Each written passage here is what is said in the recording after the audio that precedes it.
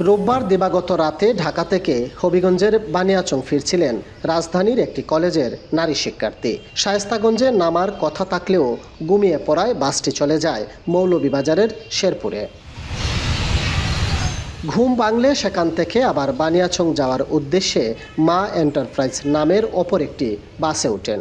এরপর বিভিন্ন স্টপেজে যাত্রী ওঠানামার পর বাসে ওই শিক্ষার্থী একা হয়ে পড়েন। এ সুযোগে চলন্ত অবস্থায় হেলপার এবং চালক তাকে ধর্ষণ করে।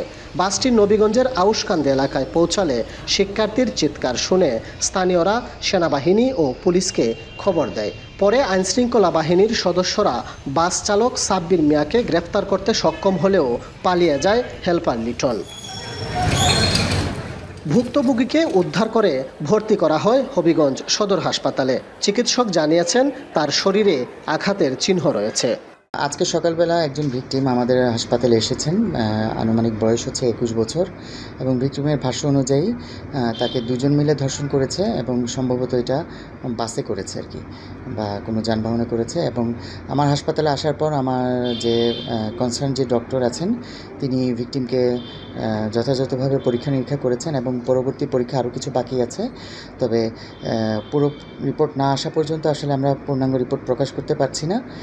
তবে ভিকটিমের শরীরে কিছুটা আঘাতের চিহ্ন পাওয়া গিয়েছে। পুলিশ সুপার সহ প্রশাসনের ঊর্ধ্বতন কর্মকর্তারা ঘটনাস্থল পরিদর্শন করেন। পলাতক হেলপারকে ধরতে আইনশৃঙ্খলা বাহিনী চেষ্টা করছে বলে জানান তিনি। অভিযুক্ত ড্রাইভারের সঙ্গে কথা বলি, তার সঙ্গে কথা বলে তার যে সহযোগী আছে তার বিভিন্ন খোঁজখবর নিয়ে তাকে গ্রেপ্তারের জন্য বিভিন্ন রকম নির্দেশনা দেওয়া হয় এবং বিভিন্নভাবে চেষ্টা করছি আমরা। ভোরেই অভিযুক্ত চালক ও হেলপারকে আসামি করে নবীগঞ্জ থানায় মামলা করেছেন ভুক্তভোগী শিক্ষার্থী। কাজল সরকার, এখন হবিগঞ্জ। সানবিট সব দিবে সামাল। সানবিট ম্যাজিক প্রেস ডিশওয়াশিং এর মাথা ঘোরানো সলিউশন।